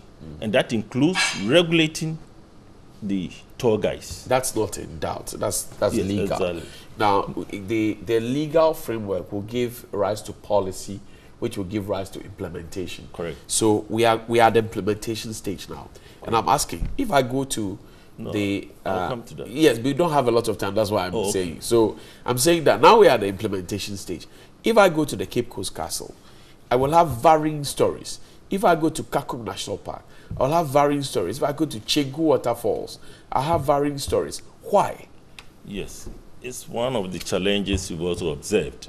And in fact, it's one of the main reasons why we've decided to organize refresher training program for these tour guides, and then subsequently register and license them, and make sure that they do the right thing. That will kind of inure to the excitement of our visitors, which is likely to generate positive referrals for the destination, as my colleague indicated, and for that reason, increase visitation to the destination. So this training, when is it starting, Mr. Yorichi? The first phase we started in Accra. Okay. And the first one was done between the 12th and ended on the 14th. Okay. It was of this month. Of this month. Oh, that's good. That was just last week. Right. It was a 2 days classroom work, and a third day we did a field trip. Okay. We did a tour of Accra City, and also we did a walking tour of Jamestown all the way to Kwame Nkrumah, and then we got back to the center for the second phase will take place. The second phase, as it stands right now, we have tentative dates. Okay. The second phase will take place in, we'll move to the Volta region. Okay. We've actually zoned the training programs.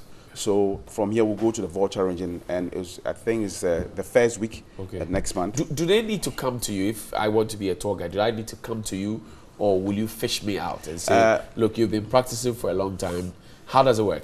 So this is what we did. There was an advert that was run. Okay. Placed in the newspapers, and people people went to the website of GTA. Okay. Got the forms, and also the association also had the form and gave it to our members. So most of them who are not members of the association filled from GTA online, and they submitted. Okay. And of course, we've collected all these numbers, large numbers of them. Okay. And then we made the course. But then the fact that you have filled the form doesn't qualify you for the training. Right. So we had to call each and every one individual to fish out more information just to authenticate the information that was written on the on the form. Mr. Waji, let's look at an overall view. So they have been licensed, they have been regularized, and now they are practicing. The tourist sites where they would be leading the people to facilitate demands regulations. I have been worried about the governance regime of our tourist sites. So, for example, you go to the Kakum National Park, it will be, or Mole National Park will be under the Forestry Commission. Then you go to the Cape Coast Castle, it will be under the Museums and Monuments Board. So there's a checkered, if you like, governance system. In terms of regulation, how are we harmonizing it and putting it together so we don't end up confusing our tour guides as well? Yes, thank you very much. These are two main issues. Those agencies that you just mentioned, for instance, Ghana Wildlife being in charge of Kakum National Park, is responsible for the management of the national park. Okay. But what Ghana Tourism Authority is empowered to do is to regulate the tourist sites in terms of coming up with the minimum requirements for a site to be registered and licensed. Right. Going forward, before a tourist site can operate as such, it will require a license from Ghana Tourism Authority. Right. And we've outlined the minimum requirements for the various grades of it. We have grade 1, grade 2, grade 3. So you would have to meet these requirements before you be licensed. So we at Ghana Tourism Authority will be kind of performing the regulatory role, whilst those institutions will be managing. How does that synergy work? Because look, and forgive me, but I went to the Cape Coast Castle. I realized that it's not been painted for some time. I've gone to the Christianborg Castle. I've seen ex-President Buzier's vehicle there is rotting away. Some of the roofs at the Christianborg Castle is coming off. Does that concern you? Does that get into your domain? Sure. Once the regulation, the LI is passed, it requires that the premises must be spruced up. It must look good. By who? But by the operator. If it's which is the Museums and Monuments. Exactly. Before we will issue you with the license. So when we come for inspection and you don't meet those requirements, for instance, the premises, the structures there must be sustainable and must be safe structurally. Okay. So that we don't suffer the kind of accidents that we've had in recent past at some tourist sites. So all these things are enumerated in the regulation. Mr. Boachi, I've given you 2 examples. I'm talking about Christianborg Castle, and I'm seeing an authority that, look, some of the roof is coming off. I've seen President Buzier's car is rotting away. I've gone to the Cape Coast Castle. I've not seen painting. And you know that for these old edifices, when you don't maintain them, they go away.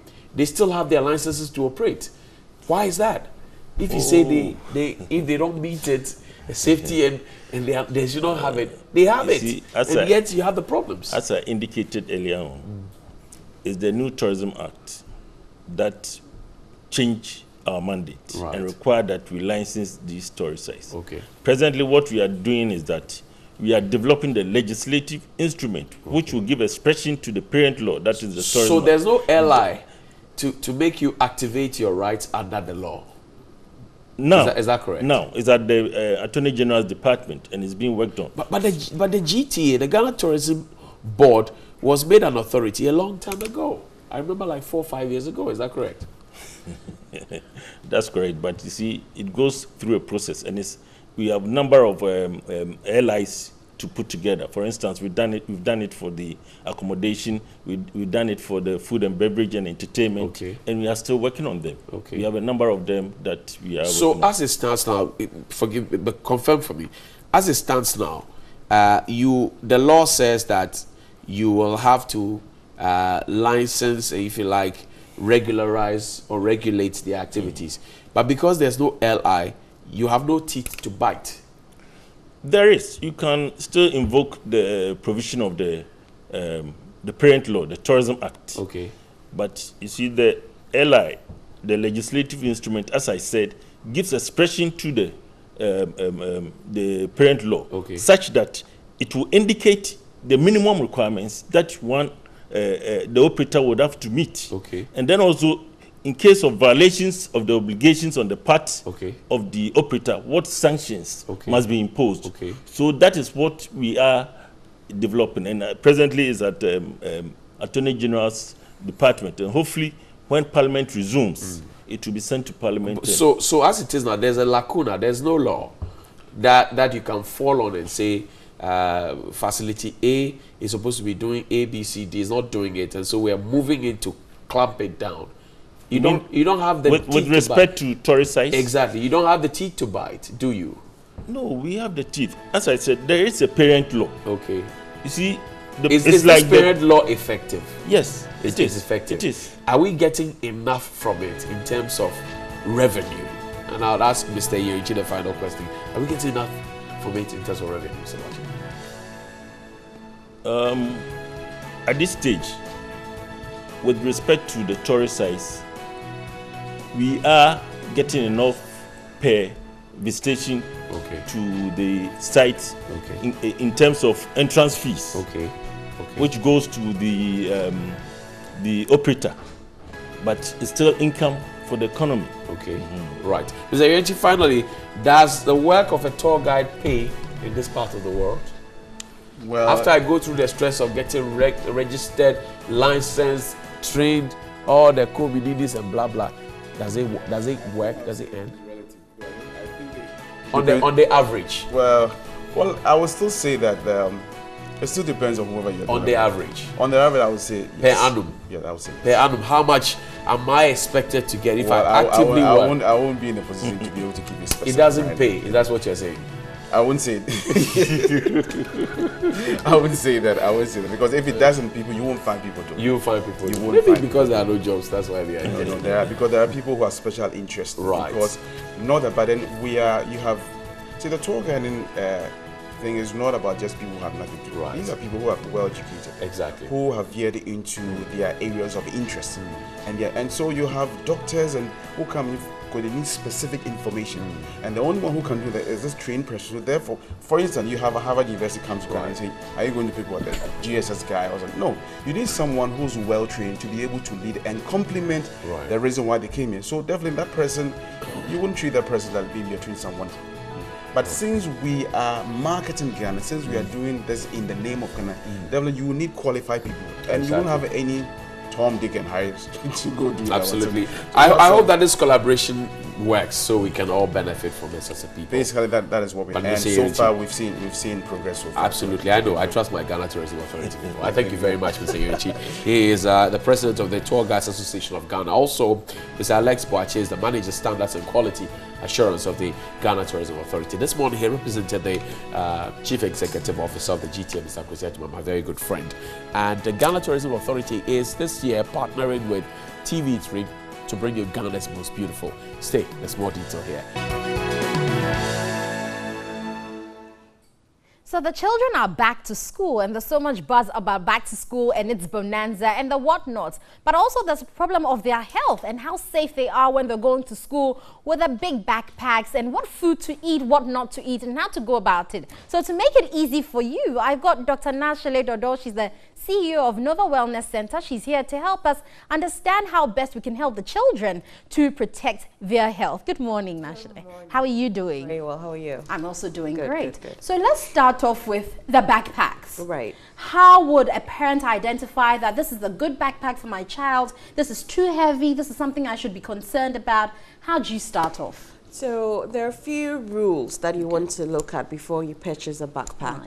Right. First of all, you want one that has a wide strap. Okay. So, you know, you see some school bags and it has a very thin strap, but you need a wide one which is padded. That way, when they put it on their shoulders, it will protect the nerves in that area. Okay. You also want one that has multiple compartments. Right. Yes, so that you can arrange the books. You put the heaviest books in the center of the bag. Okay. That way, the weight is distributed evenly. Okay. You also want one that is not too big, because the bigger it is, the more items you're going to put into the bag. And then when they put their books and other items in it, you want to make sure that it doesn't hang more than 4 inches below the waist. Okay.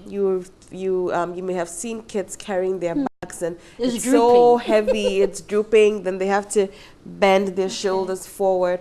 All that has a big effect on the kid's spine. Right. So then, looking at what you're talking about, should we then be looking at a different way of carrying books to school, maybe cupboards, other things? Absolutely. So schools should be investing in these things. Right. Unfortunately, here in Ghana, there are a lot of schools that don't have cupboards or lockers, and that's why kids have to carry everything to school and back home. Okay. So yes, I think that the educationists or the school authorities should invest in these things so that kids can leave some of their books at school and then just take some home and bring them back the next day. Okay, so as a concerned parent, how then would I be able to know that this weight for what my child is carrying is too much or it's okay? Because the excuse that children usually give is, I need these books for the whole day today. Exactly. And so you can't ask your child to leave any. Sure. So how do you identify what weight? What I always say is the weight of the bag shouldn't be more than 20 to 15% of the child's weight. Okay, so you want to look at how your child is weighing, whether it's 30 kilos, 50 kilos, and then their bag should not be 10 to 15% more than that weight. Yes. But that's interesting, because many parents, unfortunately, in our setting, don't know their children's weight. Yes. And so I'm sure they'll just have a fair idea of what range they fall into. But you're saying the weight of the bag should not be more than 15 to 20%. 10 to 15. 10 to 15 of the child's weight. Yes. So assuming my child weighs 20 kilos, then that bag should not be more than 10 kilos? On the low side. That, yes. Less than that. Great. So it's not much at all, actually. So the bag should be pretty light, as a matter of fact. Yes. Very well. But he also talked about the straps, and I'm wondering, so if it's a thin strap and it's padded, is that still allowed? The thin straps have the tendency to dig into the muscles. Okay. And you know, we have the brachial plexus, which is a group of nerves which run right through here. So if you have that strap digging in, again, it can cause a lot of neck pain, back problems, even headaches for that child, especially if they're carrying a heavy school bag. Right. So some children are also now moving away from the backpacks to the roller bags. Exactly. Is that a better option? Yes, yes. So if for whatever reason the child cannot reduce the weight of the bag, then that's the last option. So you can get the bags with the rollers underneath it, and then they can drag it. And people think it's cool. Some people want to have the fancy one-strap bags and all that, but it's healthier. And as a parent or a guardian, you always want to look out for what is best for your child, not what is fancy. Trendy. Yes, or trendy. So the roller bags are also another option. Okay, very well. So how would a parent also identify some of the telltale signs concerning their bag, you know, the child's back, and how their bag is affecting their spine? So first of all, if the child is complaining about pain, okay, a lot of the times parents tend to ignore it and say, oh, it's okay, you're a growing child.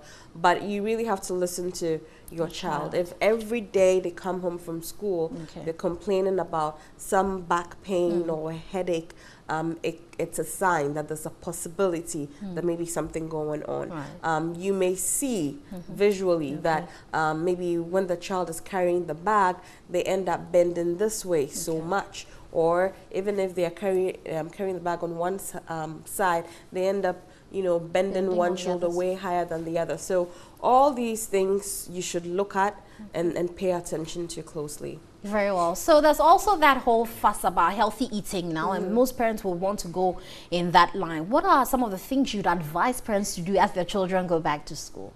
So kids need to learn to eat more fruits and vegetables. And as a parent, you shouldn't wait till the child grows before you start to teach them these things. Unfortunately, there are a lot of kids who don't know that they should eat carrots or cabbage or, you know, all our fruits and vegetables. But So, truth be told, how many other parents actually do exactly, that? Because if your parent is not doing it, then you don't learn it. You never would know about it. So I strongly recommend that, you know, have a little bit of some fruit or something healthy in the child's back snack bag when they're going to school. It could be cut up mangoes, cut up watermelon, whatever it is. And once you put it in there, eventually they'll be forced or they will learn to eat it, rather than always putting in sweets or chocolates, too many sweet biscuits and all that.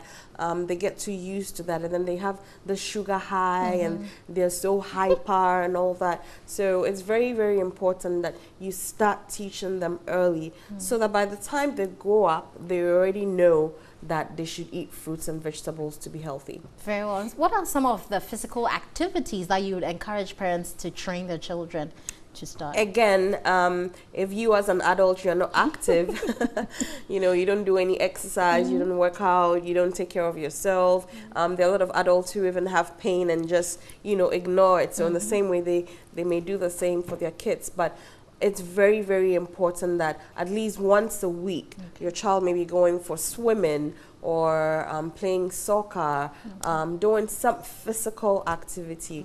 Childhood diabetes is on the rise. Childhood obesity is also on the rise. So getting them to do fun stuff, and also helps with their spine. You know, when your spine doesn't move, that is when the stiffness starts, and then the postural abnormalities also can set in. So we really advise that kids should move around and not get stuck behind their tablets and iPhones and all the fancy gadgets, but they should play traditionally as well. But that used to be the order of the day in the past. I mean, most children will play outside, but now where we're changing our kind of situation, everyone is, you know, doing home affairs and they don't want someone to step beyond the boundaries. Children are stuck behind their gadgets and televisions. And so my problem is the long sitting hours also. How does that, you know, impact on the health of the child? Great. So the long sitting hours and even how they're sitting, you know, you go to schools and you have kids who they have their heads on the table and they're writing, they're sitting in very bad postures. And so teachers and guardians should pay attention to these things. And sometimes too, for some of the children, you realize that they take up a certain posture because they do have a spinal problem. But as a child, you may not know, so you can complain. And that's why we want teachers to look out for these things. If you realize that every time the child is sitting down, their head automatically goes one direction or another, then it's possible there's a spinal problem. So we want to check it out and make sure that if it can be corrected, it's done sooner than later. Very well. Concerning drinks and water, and how best to blend the two, because parents will say, well, you know, children would naturally want fizzy drinks, and when they go to school, that's what is provided.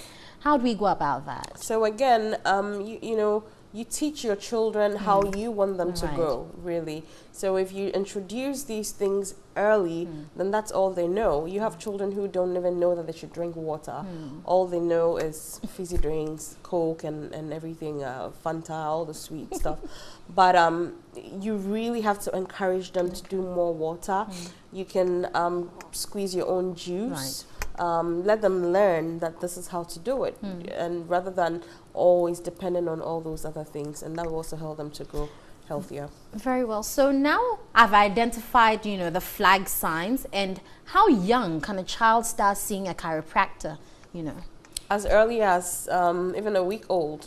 Both of my girls were adjusted within their first 2 weeks of life. So we strongly recommend it, because if there is a spinal problem, a lot of the times, because the growth plates haven't fused yet with scoliosis and other postural abnormalities, we as chiropractors are able to fix these things. So like I have a baby spine here, and you realize that it's malleable. Yeah, it's very, very flexible. So if there's a problem, then with the right spinal adjustments, we can fix the problem. But if it's left and the child's growth plates fuse before you bring them in, then if there's scoliosis or any other problem, it becomes difficult to straighten it up, because the bones have finished growing.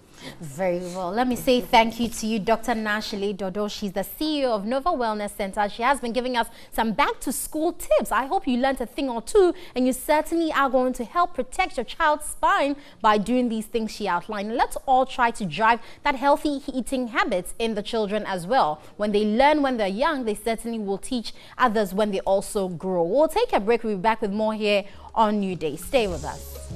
See then, I told all the women are gathering to worship. We'll talk about that later. But right now, let's go back to the campaign we've been pushing here from Media General, Community Connect, Sunrise, Newday, and Sempa. We're pushing forward the agenda to get the Adenta Highway made safe and secure from all alarm for every pedestrian and every motorist. I've been joined by Nicholas Asante, who lost a brother on that particular stretch. Nicholas, welcome. Good morning, and deepest condolence to you. Thank you. We saw the funeral, and the mood there was very pensive and sorrowful. But after that, what has happened? Well, nothing. Nothing. You know, the community has been pushing to at least to get the highway authorities to do something, because I'm sure you know that we have lost almost or close to 200 people on that road. In fact, the drivers on that stretch, the commercial drivers, say it's more than 200. The 200 is just another figure. Yes. So at least in a week, you lose about 3 people. So you can do the calculation. Right. And the road was finished, I think, about 10 years ago. 10 years ago, that's correct. And nothing has been done. So you see, the community existed before the road. And Adenta had just a small road, you know. Right. So after the road was constructed, people still have to cross to the other side every day. And so if you're driving and you're not careful, you end up killing people. And you can't blame the driver or even the pedestrian that much, because if there was a way for the pedestrian to cross, then I'm sure there won't be they won't be in that position to be killed. But there's no way to be You've killed. lived in Adenta almost all your life. Yeah. Was it that dangerous living around that stretch growing up as a boy? No, because it was a small road, like I said earlier. It was a small road, so you could just cross. Okay. There were at least zebra crossing. Right. But now, there are no zebra crossings. It's not 3 lanes on the side, 3 lanes on this side, so 6 lanes. 6 lanes. Now, you have to cross, get to the middle, and then wait, and then cross. Okay. And people have to cross every day. Right. They don't have a choice. They must cross. So if you're crossing and you're not careful, you either end up killed or maimed. Right. There are others too, because the traffic lights are also not working. So the problems there are multifaceted. There are no zebra crossings. Okay. The traffic lights are not working. Footbridges that were started and that were supposed to help to at least bring down the problems, they were never finished. You saw the beginning or the commencement of that footbridge project. Yeah. 10 years down the lane, when you pass and you see that the original structure is there, but there are no staircases to connect to it. How does it make you feel? Well, it just makes me feel, well, this is Ghana for you. Do you feel neglected? Yeah, we feel in Ghana, we never really get things done that much. But at least these are, people's lives are at stake. I have lost my only brother. Right. I mean, my only Your brother. only brother. Yeah. So there's some space in your family now. Yeah. You know, it's been hard handling this, you know. Think of a brother you grew up with, do all kinds of things with, and then one day he visits his mother and says, okay, I'll see you. And then after 30 minutes, the mother is called that your son is dead. And I'm called to rush to the hospital, and I go and see my lifeless brother's body there. You know, it's disheartening. First of all, it's been hard handling that trauma, you know, because that's not how you expect to lose a loved one. But I always say, you know, if there was a way, if the footbridges were working, if there was a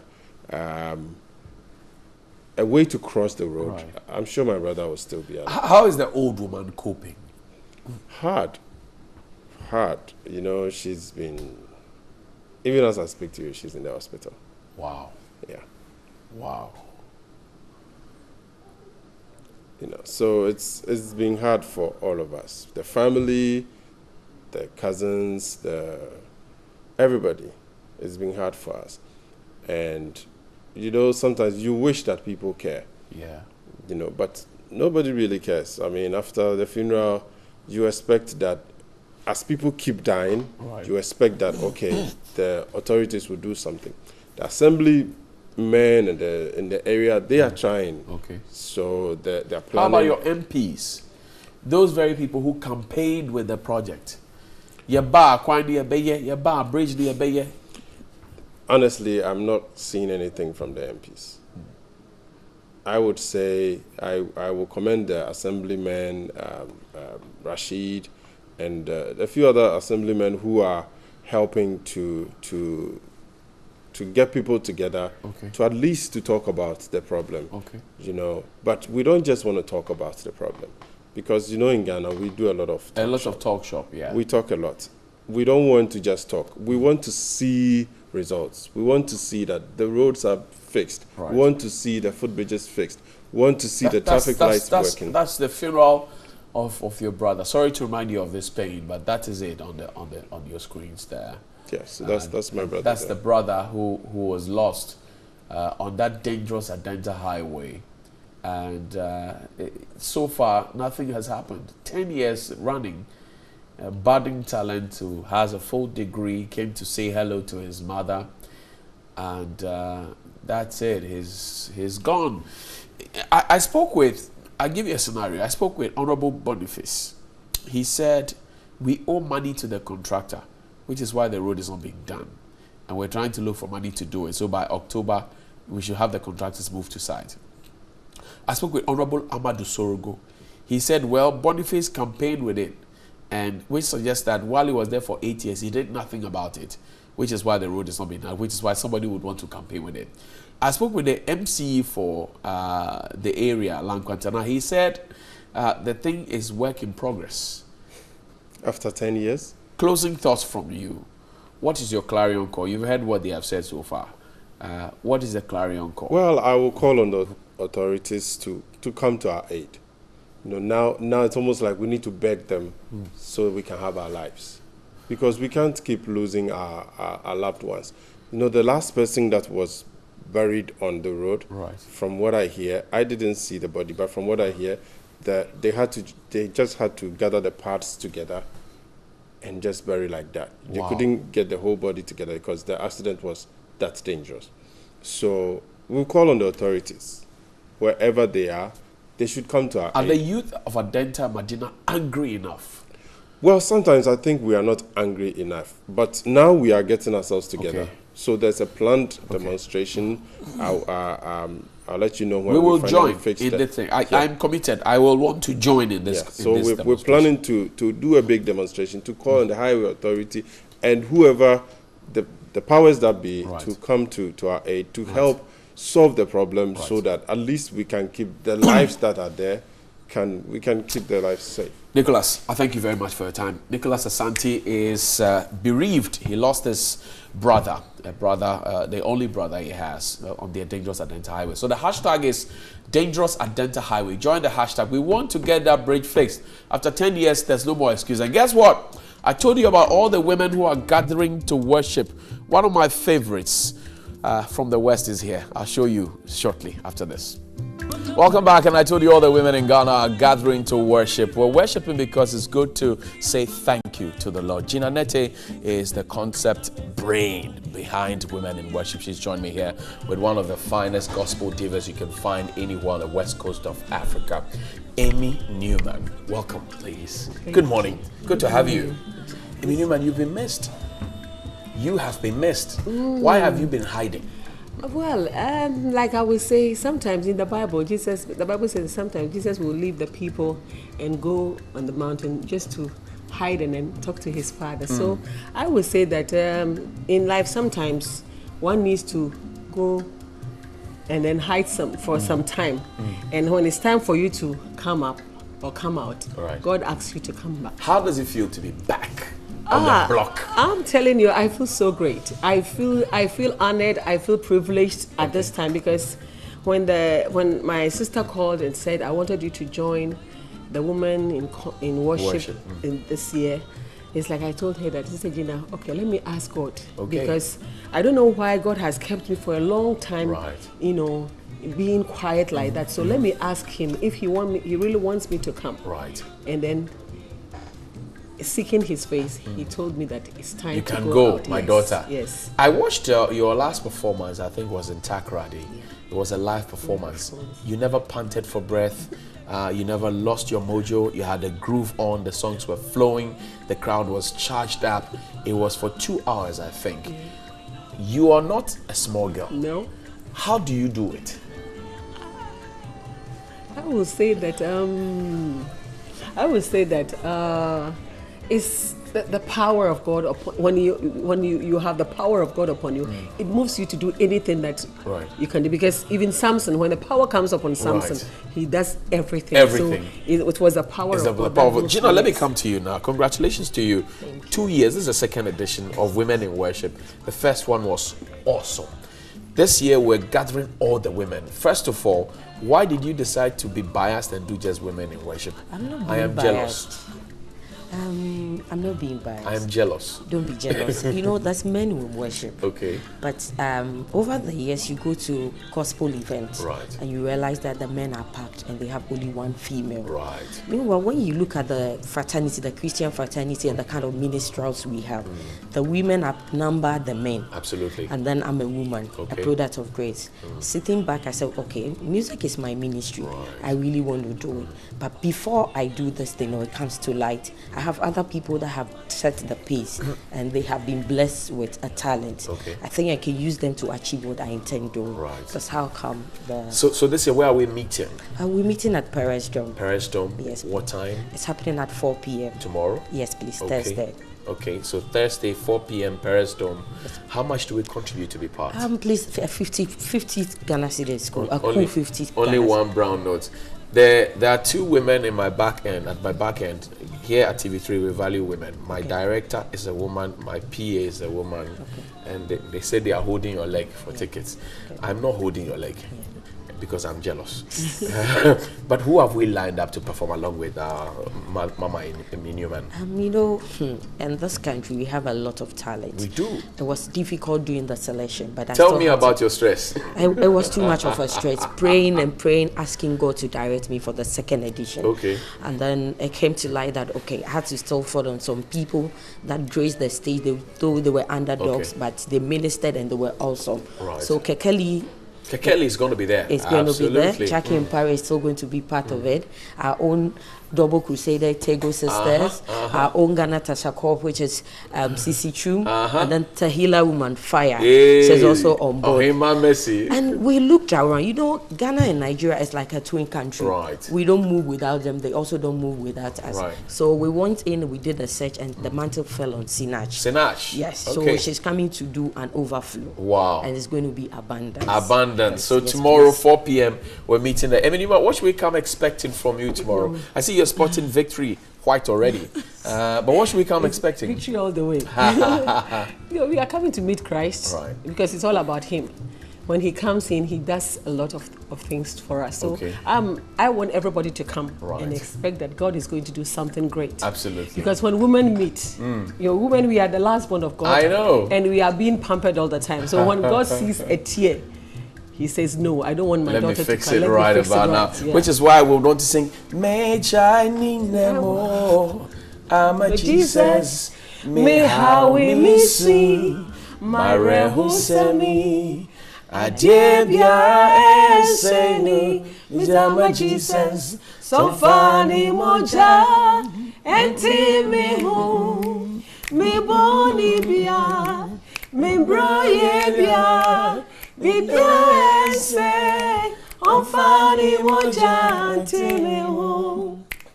Beja nina ho, amawo meraze. Siwa hizi, wamakumemo. Unikwa nukreni hai, yeah, kwancha chafupa. Oh, Cecilio. Oh man, I missed this. I missed this. So tomorrow we're gathering. Perez Dome is at Jowulu. You can't miss it, and we're all gathering there. Women in worship. Come meet the finest of gospel music. Not, you know, I don't want to get into trouble, but that's all we have here for you today on the RTP. I was thinking, yes, they said the men can come. We will come. Yes, it's not for women. Oh, but we have been coming. We've been gate crashing. Okay. Yes. But we want more of them. You want more, to see more of the men. Yes. I'll bring Nipes. He doesn't like going to church. This is my cameraman. Yeah, I'll bring him. Yes, I'll bring him tomorrow. Thank you very much. And Jonathan Badinchi doesn't like going to church. We'll bring all of them. They need deliverance. We'll see you tomorrow. Be good.